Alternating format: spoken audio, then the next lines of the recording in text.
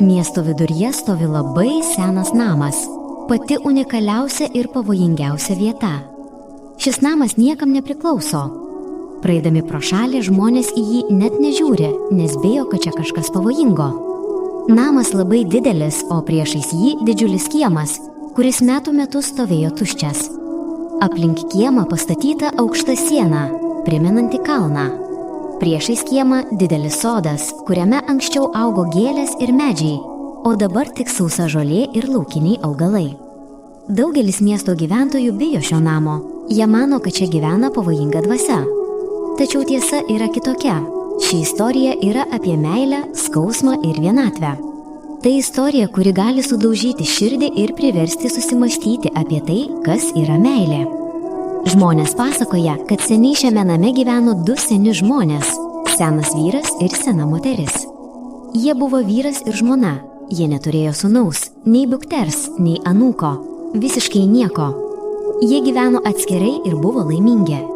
Šie du žmonės buvo labai seni, jų plaukai buvo balti kaip sniegas, jų oda buvo trapi, jų rankos silpnos, bet širdys labai stiprios. Kiekvieną dieną senolis sėdėdavo kieme ir ilgai sėdėdavo. Jis tiesiog žiūrėdavo į vieną vietą. Galbūt jis mąstė, o gal prisiminė visą savo gyvenimą. Kas žino, kas buvo senolio širdyje?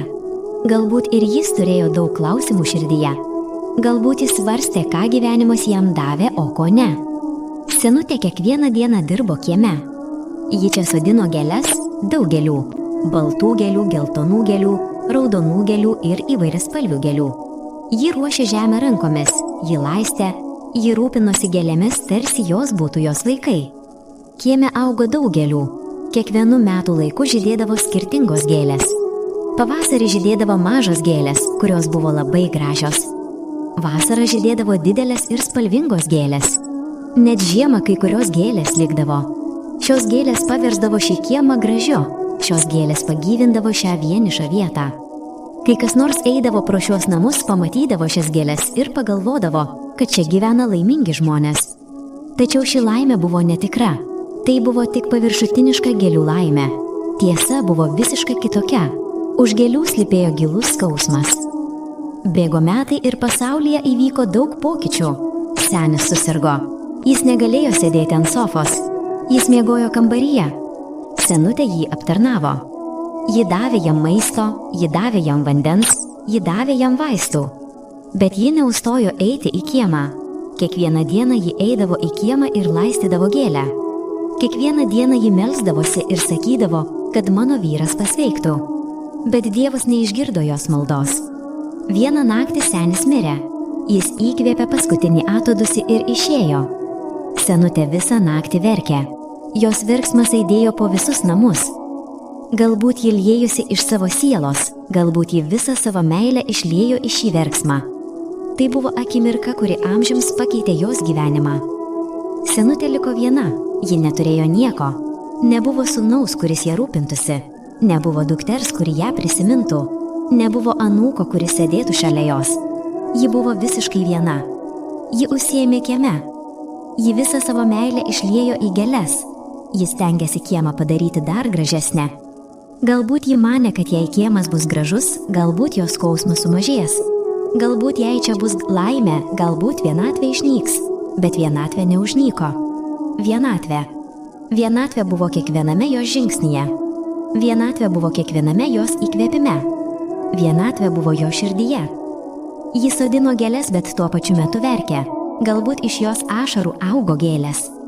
Vieną dieną senutė taip pat išėjo. Ji miegojo vieną naktį ir daugiau nepabudo. Galbūt ji nuėjo pas savo vyrą. Galbūt ji jį sutiko. Galbūt dabar ji yra kitame pasaulyje, kuriame nėra skausmo. Kur tik meilė, kur ji yra su savo vyru. Kai pareigūnai sužinojo, ji atėjo į namus. Jie išmaudė porą. Jie palaidojo juos abu. Dabar jie abu yra vietoje, iš kurios niekada negrįš. Namuose viešpatavo tyla. Tyla, kuri perveria ausis. Tyla, kuris sako, kad čia nieko nėra. Tyla, kuris sako, kad čia mirė meilė. Namas liko tuščias. Nebuvo įpėdinio. Nebuvo ne vieno, kuris galėtų pasakyti, kad tai mano namas. Nebuvo ne vieno, kuris čia atvyktų. Nebuvo ne vieno, kuris galėtų juo pasirūpinti. Namas stovėjo tuščias metų metus. Kai lijo, vanduo patekdavo į vidų, kai būdavo šalta, sienos apgadindavo, kai būdavo karšta, stogas įtrūkdavo, durys ir langai lūždavo. Viduje esantis baldai supuvo, medinės dalys nusilpo, sienos pajuodavo, dalis stogo įgrivo ir įgrivo. Visas namas buvo sugriautas. Šis namas dabar buvo tarsi spektaklis be personažų. Tai buvo tik kiautas. Viskas viduje buvo mirę. Kiemas taip pat buvo sugriautas. Visos gėlės, kurias senutė buvo pasodinusi, nudžiuvo. Laukiniai augalai išaugo. Medžiai užaugo labai dideli. Niekas nebeteina į kiemą. Niekas čia nesėdi. Niekas čia nesodina gėlių. Kiemas visiškai tuščias, nenaudingas, miręs. Visas spalvos, kurios kadaise čia buvo, išblėso. Visas kvapas, kuris kadaise čia buvo, išblėso. Niekas neteina ir į sodą. Sodas virto džiunglėmis. Čia gyvena pavojingi gyvūnai, gyvatės. Yra pelėdų, yra. Jei kas nors čia ateitų, jam gali grėsti pavojus. Ši vieta nebėra skirta žmonėms. Ši vieta dabar tapo vienatvės ir mirties namais. Šis namas gąsdina miesto žmonės. Daugelis žmonių sako, kad čia yra vaiduoklių. Jie sako, kad artėjant vakarų čia mažėja šviesos. Jie sako, kad naktį girdisi prasti balsai. Jie sako, kad jei kas nors čia ateitų vienas, gali įvykti didelė nelaimė. Vaikai labai bijo šio namo. Kai vaikas praeina pro čia, jis greitai pabėga. Niekas nenori praeiti pro šį namą vakare. Tačiau ši baimė yra gera. Ši baimė verčia žmonės būti atsargiems. Ši baimė verčia žmonės susimastyti. Ši baimė mums sako, kad čia yra kažkas tiesa. Ši baimė mums sako, kad čia yra meilės istorija. Ši baimė mums sako, kad meilė yra stipresnė už mirtį.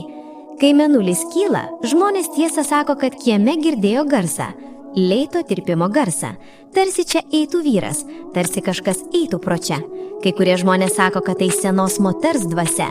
Ji vis dar čia. Ji vis dar sodina gėlės kieme, ji vis dar laukia savo vyro, ji vis dar yra šioje vienatvėje. Žmonėms šiurpuliai perbėga tai išgirdus. Žmonės galvoja, koks didelis skausmas turi būti, kuris nesibaigia net po mirties. Žmonės galvoja, kokia didelė turi būti meilė, kuris sugrįžta net iš mirties, kad gyventų prisiminimuose. Ši mintis yra bauginanti ir graži istorija. Ant senų namo durų kaba stabas. Šis stabas labai senas. Vieni sako, kad jį atnešė dievybė, kiti sako, kad jį atnešė sena moteris.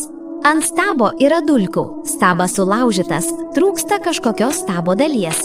Žmonės bijo paliesti šį stabą. Jie sako, kad kas jį paliestas bus blogas. Jie sako, kad šis stabas taip pat yra dvasia. Tai taip pat kiešnos dvasia. Kai kurie vyresni sako, kad jei gerbsime šį stabą, galbūt skausmas čia sumažės. Galbūt dvasia ras ramybę, tačiau iki šiol niekas to nepadarė. Nėra ne vieno, kuris galėtų išvalyti šį stabą, nėra ne vieno, kuris galėtų juo gerbti. Šis stabas yra klausimas. Jis klausia, kas yra meilė. Jis klausia, kas yra dvasia. Miesto valdovas daug kartų galvojo, ką daryti su šiuo namu. Jis daug kartų apie tai galvojo.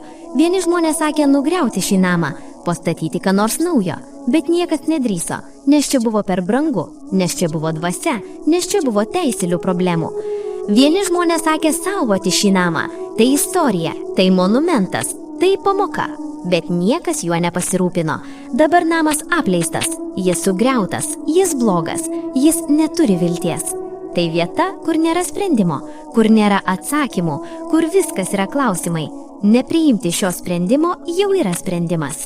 Prieš keletą metų viena moteris galvojo apie šį namą. Ji gyveno mieste, ji norėjo žinoti šio namo istoriją. Ji norėjo žinoti apie šią seną porą. Ji klausė daugelio žmonių. Ji ieškojo informacijos daugelie knygų. Ji išžengė į šį namą. Ji pamatė čia esančius prisiminimus. Ji užaudė čia gėlių kvapą. Ji pajuto, kad ši vieta nėra tik bloga.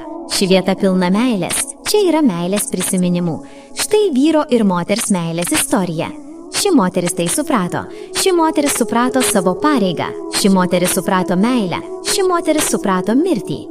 Ši moteris pagalvojo, kad jei šis namas, šis kiemas ir šis sodas nebūtų apsaugoti, galbūt jie visą tai pamirš. Galbūt jie pamirš šią meilę. Galbūt jie pamirš seno moters meilę. Galbūt seno žmogaus prisiminimai bus pamiršti. Galbūt ateities kartos viso to nežinos. Taigi jie fotografavo, jie rašė, jie uždavino klausimus ir gavo atsakymus.